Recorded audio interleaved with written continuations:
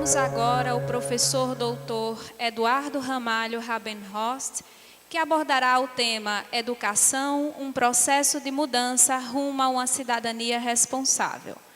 Professor doutor Eduardo Rabenhorst é vice-reitor da Universidade Federal da Paraíba, graduou-se em Direito por esta mesma universidade no ano de 1988, concluiu seu curso de mestrado em Filosofia em 1990 na área de Filosofia da História. No ano seguinte, bolsista da CAPES, realizou seu DEA, Diploma de Estudos Aprofundados em Filosofia, na Universidade de Estrasburgo, França. No ano de 1996, obteve seu diploma de doutorado nesta mesma instituição francesa.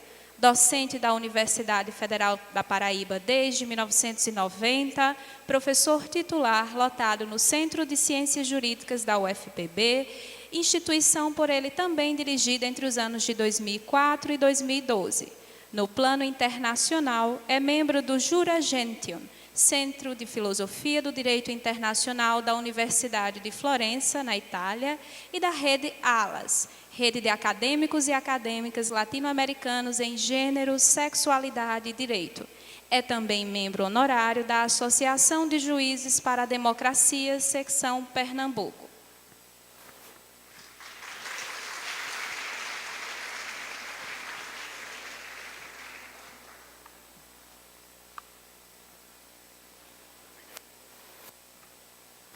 Então, muito bom dia. Eu gostaria inicialmente de agradecer ao Dr. Ricardo Monteiro pelo convite e, igualmente, como fez o Dr. Carneiro Anô, entendo que não é a minha pessoa convidada, mas sim a instituição que aqui eu represento, a Universidade Federal da Paraíba, que completará dia 2 de dezembro próximo, 60 anos de criação. Então, uma universidade que é um patrimônio do povo paraibano.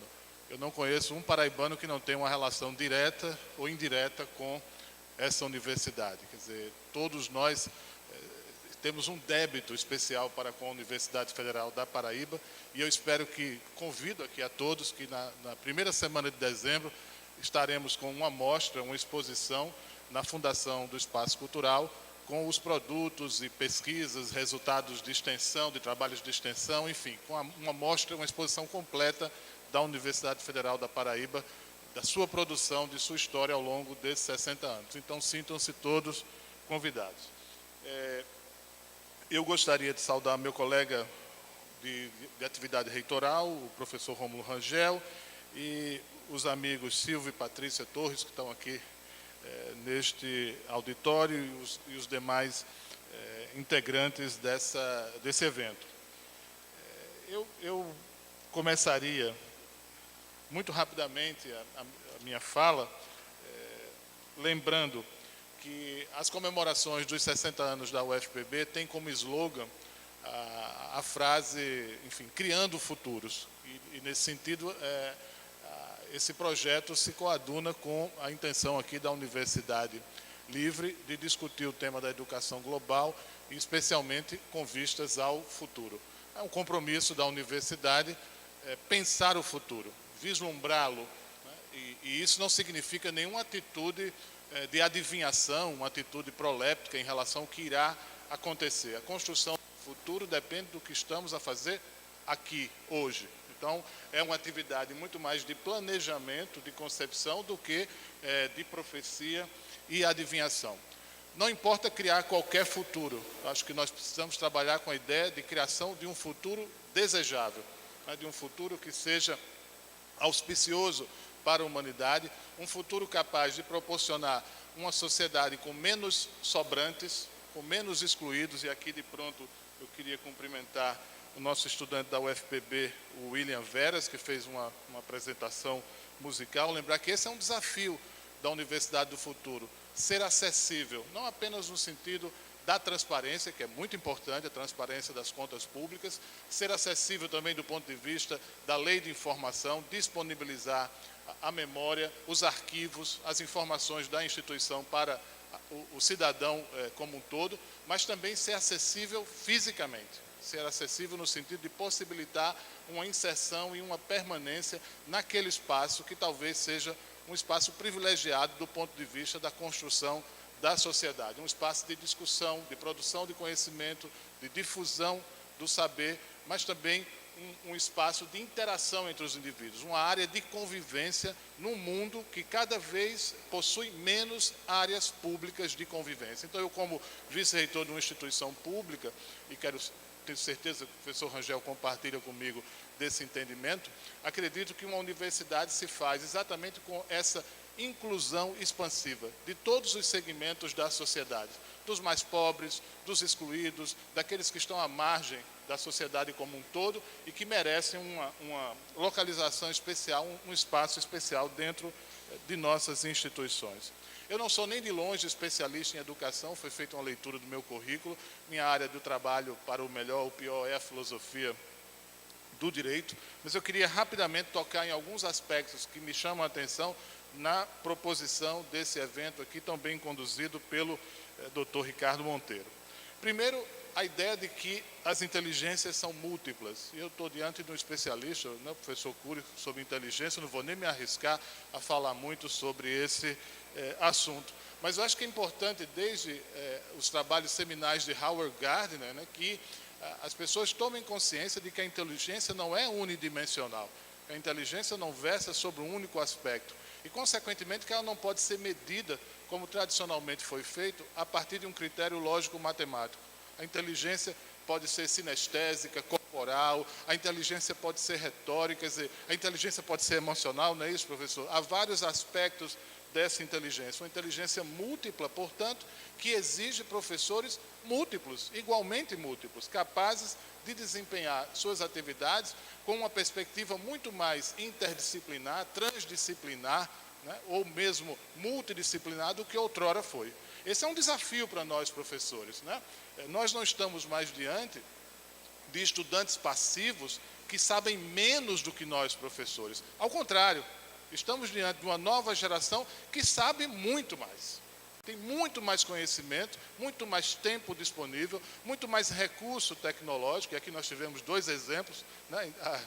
O eu divergente, o eu inconformado, digamos assim, que mostram claramente que nós, professores, somos apenas facilitadores, né, dentro de uma sala de aula, aqueles que podem conduzir o estudante a um melhor resultado, né, dentro desse universo que é a sociedade da informação. Isso é um desafio para nós docentes. Aceitar, por exemplo, a presença da tecnologia dentro da sala de aula, mesmo quando ela é informal.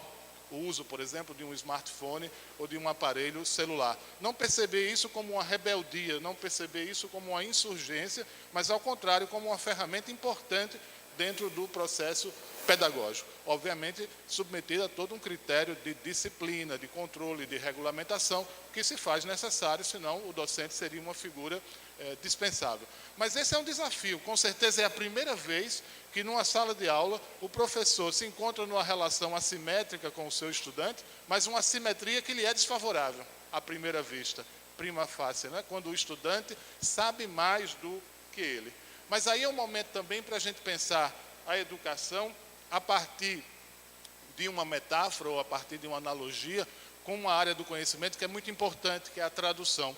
Eu particularmente, hoje, dia do professor, e eu quero saudar aqui a todos os professores, eu particularmente gosto de um livro de George Steiner, um tradutor norte-americano de ascendência judaica, as lições sobre os mestres, onde Steiner relata um pouco a sua experiência de estudante e registra o débito que ele tem para com os seus professores. Steiner não é só um professor, quer dizer, só, né? Muita coisa ser um professor. Steiner é também um tradutor, alguém que teorizou muito sobre a tradução. E é entendendo a tradução não como um processo de transmissão, não como um processo de passagem simplesmente de um conteúdo para outro. Essa analogia, né, entre o ensino e a tradução me parece essencial. O tradutor não transpõe apenas, o tradutor transcria. A transcriação é um conceito inventado por um poeta paulistano, Haroldo de Campos, para explicar esse movimento que exige do tradutor uma postura criativa diante dessa passagem. Quer dizer, o tradutor é um pontífice, literalmente, aquele que constrói uma ponte, mas a construção dessa ponte não pode ser simplesmente uma reiteração, uma repetição daquilo que foi traduzido, senão a tradução não será exitosa. Eu costumo dizer aos meus alunos, costumo lembrar os meus alunos a experiência de Claude Lévi-Strauss, o antropólogo francês, sobre a tradução. Lévi-Strauss diz, imagina traduzir uma coisa tão simples quanto a palavra queijo, né? Aparentemente seria uma coisa banal. Queijo em francês é fromage, queijo em inglês é cheese, enfim, parece simples, mas não é. Exatamente na medida em que, quando um leitor francês lê um texto no qual o personagem diz que está com vontade de comer fromage, certamente ele está com vontade de comer uma coisa muito diferente do leitor inglês quando lê num texto que ele está com vontade de comer cheese. São duas coisas absolutamente distintas. Um fromage é uma coisa fedorenta, nisso, Patrícia? Uma coisa assim mais para o camembert, não é? E um cheese é uma coisa quase que sem gosto, né? Aquele queijo prato banal do McDonald's. Mas veja, esse universo que se encontra por trás das palavras, um universo cultural, uma visão de mundo, uma forma de vida, como dizia Wittgenstein, esse universo, para ser transposto de um plano para outro, precisa de criação, precisa de criatividade, precisa de um gesto de audácia por parte do tradutor. Pois bem, a educação deve ser assim vista nos dias de hoje, quer dizer, não mais como uma transmissão de conhecimento autoritária, assimétrica, mas uma transmissão democrática, uma transmissão que deve pressupor que o aluno sabe tanto ou mais quanto o docente que ali se encontra. Portanto, nós professores temos um desafio imenso que é de trazer essa criatividade para a sala de aula. O segundo ponto, muito rapidamente, que me chamou a atenção aqui nesse evento, é o tema da sustentabilidade. Pessoalmente, como gestor público, tenho apostado muito nesse caminho na Universidade Federal da Paraíba, que tem um patrimônio natural imenso, são mais de 100 hectares de floresta atlântica, de mata atlântica. E as dificuldades de gestão e conservação desse patrimônio, todos aqui podem imaginar, são imensas, né? Nós vivemos numa cultura que ainda aposta no crescimento, quando pessoalmente eu acredito que nós devemos corrigir o rumo e pensarmos a ideia de um decrescimento sustentável. Infelizmente não tenho tempo para explorar isso aqui, mas entendo que a sustentabilidade passa necessariamente por uma adoção de um modo de vida mais equitativo, de um modo de vida mais responsável, que interfere na nossa vida cotidiana. Cada vez que eu vou comprar um produto, eu penso duas vezes no potencial de produção de resíduo que esse produto representa, no potencial de na história de exploração que se encontra por trás dele, e aí decido se devo ou não comprá-lo. É com essa mentalidade de sustentabilidade que nós podemos construir um futuro desejável também. Por fim, uma cidadania inclusiva, uma cidadania que não seja aquela que fortalece a sobre-inclusão ou a hiper-inclusão. Nós vivemos num país, curiosamente, no qual a palavra cidadão provoca arrepios. Eu, pessoalmente, estou no meio da rua, que uma autoridade policial, por exemplo, me diz cidadão, eu já fico preocupado. Porque, em geral, se ele não quisesse me prender ou fazer alguma coisa errada, ele não me chamaria de cidadão, ele me chamaria de doutor, senhor, alguma coisa assim. Ou seja, o termo cidadania no Brasil parece ser pejorativo, né? Nós temos até medo quando esse termo é empregado. Por quê? Porque nosso país tem uma história ou de cidadania subinclusiva, ou seja, o sujeito é menos do que um cidadão, hiperinclusiva, onde o indivíduo se vê mais do que como um cidadão, ou seja, acima da lei, com privilégios específicos. Então, a construção de uma cidadania inclusiva, no meu entender, professor Ricardo, passa por essa equidade, digamos assim, por essa isonomia entre todas as pessoas. Por fim, eu queria dizer, nesse dia do professor, e já encerrando a minha fala, que nós vivemos uma situação muito difícil nesse país, extremamente difícil. É óbvio que nós podemos apostar na individualidade, na criatividade, como essas crianças aqui maravilhosas nos mostraram. Mas nós não podemos perder de vista a coletividade. Nós não podemos perder de vista que há todo um trabalho na educação que depende de uma obra compartilhada, de uma obra coletiva. Então, nesse sentido, eu convido a todos aqui a ler uma das manchetes do Correio da Paraíba hoje. Sem professores, ensino terá apagão. Por que ensino terá apagão? Porque, segundo os cálculos do Ministério da Educação, em 10 anos, nós teremos 43% dos professores do ensino médio aposentados, sem capacidade de reposição dessa força de trabalho. E por que nós não temos capacidade de repor essa força de trabalho? Porque os salários não são dignos, porque os salários não são atraentes, porque nós não temos uma estrutura no ensino médio. Existe um projeto muito auspicioso do senador Cristóvão Buarque, sem nenhuma conotação aqui política, no sentido da federalização do ensino médio.